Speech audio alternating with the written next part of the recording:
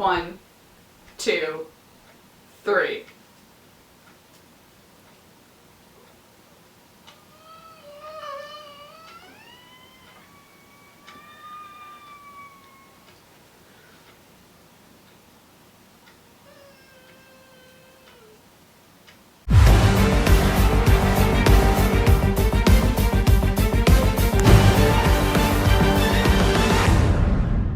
Start sad and happy, start happy and sad. Why do these episodes just keep getting worse? Was there any happy parts? Because I can't remember. Yeah. Oh! Let's start with Kira, because that's where this episode picked up. Outraged, but understanding why the sheriff feels like he needs to do what he's doing, because we've already gone down the road of the sheriff getting fired for not doing his job, and it's a road that I never want to return to. I want to cement that road off and never return down that road from season 2 ever again. So I understand why he feels like he has to do this, but I also am siding more with Melissa on the yeah, I will tell everyone about the supernatural before I put the law before my kids. I love you, Papa Stilinski, but also you deserve that slap 100%. I'm also sort of glad that that was the only terms of the slap, because Same. I was very worried that Same. it might be something worse. Same. Um, But also, Papa Stilinski, please cease and desist. Please. Please. But we found out what happened to Kira, which is essentially what happened to Stiles in 3B, where her lightning powers kick-started the terrible thing inside him. To me, what it looked like was essentially they put a wine opener into her eye, brought the needle in, and then used it as a lightning rod. And the lightning kick-started the kitsune, and then the kitsune was like, fuck this bitch, I'm out. I don't know why the doctors were immediately like, you know what we should do? Let's do that this first. Let's do this. This is the first thing we need to do in this town. And then we will fuck everyone else up. So I don't really know where that falls on the doctor's agenda, or if they were just sort of like walking past the car and they were like, oh look, it's a kitsune, let's fuck that shit up. Like, does that fall tie into the like major plan because kitsunes somehow like can be evil, they're tricksters, they're easy to... if she had power over, if she had control over her powers because she's a kitsune and that's all electric stuff, maybe she would have been able to screw with the frequencies and like mess with the doctors. I don't know. True. If there's a reason they needed to get her out of the way, I imagine it would have something to do with the fact that she would be able to help defeat them. Yeah. So they were like, well, we're just going to mess you up so that you have to leave. Bye-bye. And then we're going to continue with our evil plan. Bye. Thanks. So Kira's gone. She left. And it was terrifying. But we all sort of knew it was coming and assumed that it would be under similar circumstances. But I still hate trust every that she minute will of be it. back. I hope she better be back. But I'm also very sad and terrified. I'm also sad and terrified about Stiles. And this very poor lying to his father about, I lost my key card. Oh, like, yeah. Sure. You should probably dispose of it better than throwing your key card out like, in the hospital where your father also is. Burn it. Just burn it. Let Parish burn it. Yeah. So that's gonna that's end a thing. terribly because it reminds us that not only are we gonna have to deal with a Scott-Stiles fallout once Scott realizes that Stiles killed Donovan in self-defense, we're also gonna have to deal with the fact that Stiles versus Papa Stilinski is going to have to come to terms with the fact that his son killed someone in self-defense and didn't tell anyone, which now puts him against the law. Yep. So hopefully by that point he'll be okay bending the rules, because if I have to see Stiles in jail, we're gonna have some serious issues. Please just make the pain stop. I am happy that now Stiles and Lydia are having more detective moments. But that was like 0.3 seconds of like, oh look, this is fun. And then everything else was just bad times because Parish got another body. Parish was creepy as shit when he was like, go get your son, Papa Stilinski, except...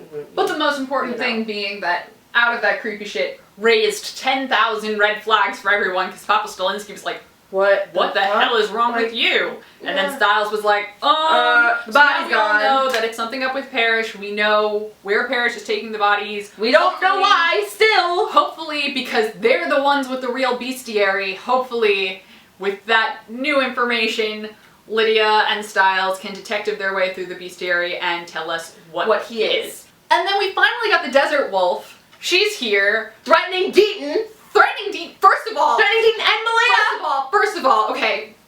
Malia's the main point, but the first thing I need to say is if you kill Alan Deaton, I will kill you. I will kill you. I will kill you. You do not touch him. We just got him back. Honestly, and if she kills him or maims him, I will be so upset. I'm not having it. It's not so upset. No. No. No. No. No. No. Also, why do you want to kill your daughter? That's the point B. What do you? Why do you need to kill her? Why? Why do you feel like you need to do that? Why do you feel like you need to do that? This is my huge question. This is what I want to know from this season. Besides the obvious, why do you want to kill your daughter? Give me terms of your relationship with Peter. Yes. How did that happen? Supernatural creatures, and he is a supernatural creature. So how did that relationship work? What? I'm assuming that it wasn't an extended thing. Yeah. Maybe it was. Maybe. And if it was, I feel like if it was a one-night stand, she wouldn't be like, death, kill my daughter. Like, so I feel like it must have been some sort of extended thing. Also, I have a question. It's also just because I really miss Peter and I want to talk about him some more. So talk about how Malia came to be. True. And also, okay, you had Malia. And then she somehow got to her adopted family. If you had wanted to kill her from the start, how did that happen? Unless Talia, because Talia must have knew about Malia, so unless she was like, No, this child, foster family before someone can kill you, bye! And then we can thank Mama Hale again. Bring Mama Hale back. Just bring all of the Hales back! I want a Desert Wolf and Peter Hale reunion, because how great would Ian Bowen be in that? Just saying. Just give me Ian Bowen back! Just give him back Give to him back. me! Come back. Come back, baby, back. come back, please! You can blame it all on us! The Desert Wolf! I don't know, blame it on someone, just get back on the television. Come back. Blame it on whoever you need to. And then there's everyone's problematic fave. Theo! I don't even... I know we can't trust you, but I want to so bad! The problem is my desire to keep you on the show. It's so is strong. overriding all of my oh god. sensibleness. So like I know that you're a You're terrible person and but a sociopath I love and you're you. smirking And as terrible things happen. I want you in the pack. But I'm so happy that you wormed your way into the pack. I'm so glad that you got your terrible, terrible end game because we were so emotional when Theo was hugging everyone. And we were hugging each other. And I am just so, and he, with the gates, the gates and the roars And the roar and the eyes and the fangs and the eyes saving little children. But then there was that creepy driving scene in the mirror. Yeah. And there was a little smirk when he was hugging everyone because he knows that he won. And I love Theo, but I hate Theo, but I love Theo. I hate Theo! I love to hate Theo, and I hate how much I love him. Cody, why are you making this so difficult? God bless Cody Christian. Too good at your job. Stop it. I feel so problematic inside. I've never felt this conflicted over a character. Ever. If you can't tell by that whining, it's time to talk about Leah! That's 3 times this season.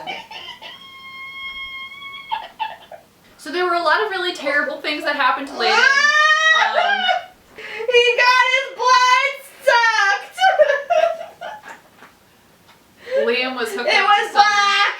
terrible medieval-looking IV thing. It was disgusting! It was disgusting. But he's healing. Unfortunately, Hayden's not. So I don't know where that's going. I'm coming. Wait, pause. Hayden's not healing. I'm not sure if that's a delayed thing or if she's just not gonna be healing. Want to know when she did heal? Please tell me when was Hayden not in pain, Brianna? When Liam kissed her! because you have to not think about it, you have to think compassionately. And Liam was just so worried the first time around that he couldn't do anything. And then he kissed her, and we cried, and then he took her pain away, and we cried. And then Theo looked at them sketchily, and we were concerned. Yes. But then Liam kissed her again, and we cried some more. True.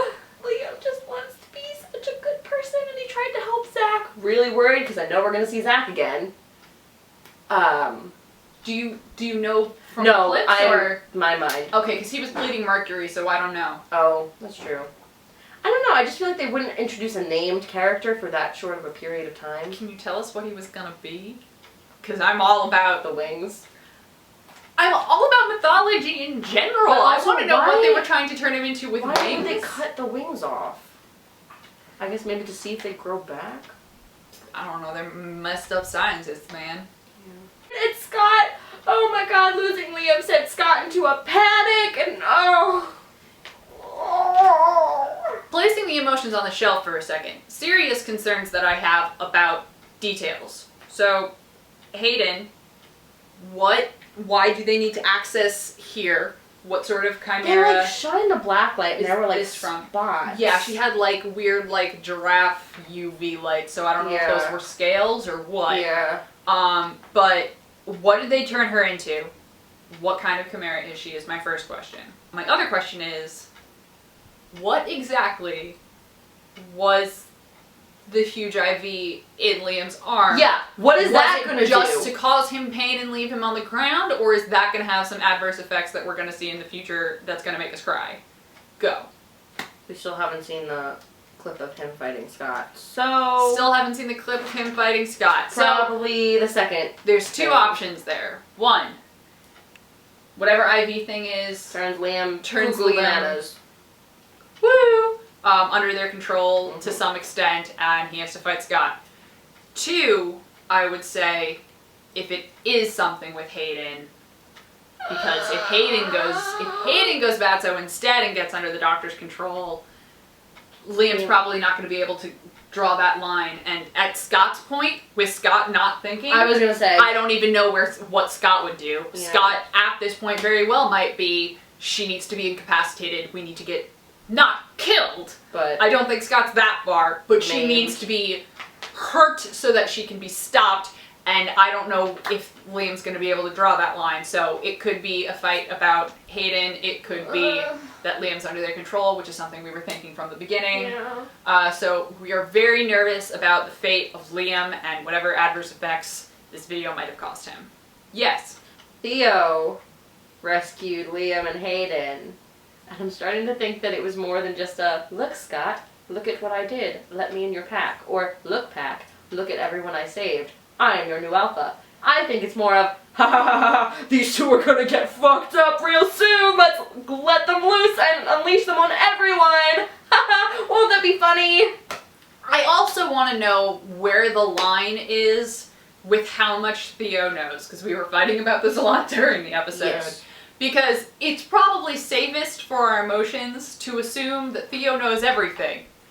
But they also made a huge deal about the whole inconsequential scene where the doctors are clearly not letting him into the loop about everything. So how much does Theo know? How much of this is an act? I don't know. That's also probably Cody Christian's face just weaseling its way into my heart and being like, you can believe at least part of me is innocent. And I'm like, okay, sure, okay. So, disclaimer.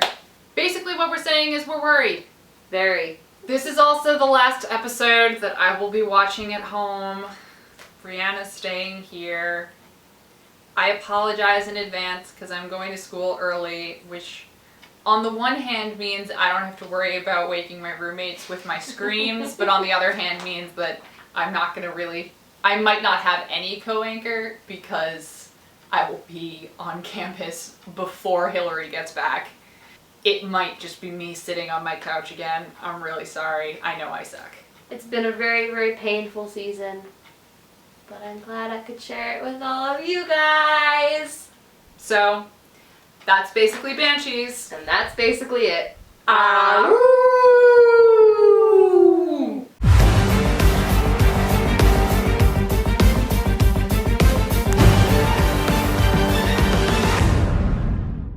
You didn't get home until we finished watching the show, so there's not even any more like huge Screams. amounts of screaming. Oh. Oh, we can scream some more if you feel like you missed it.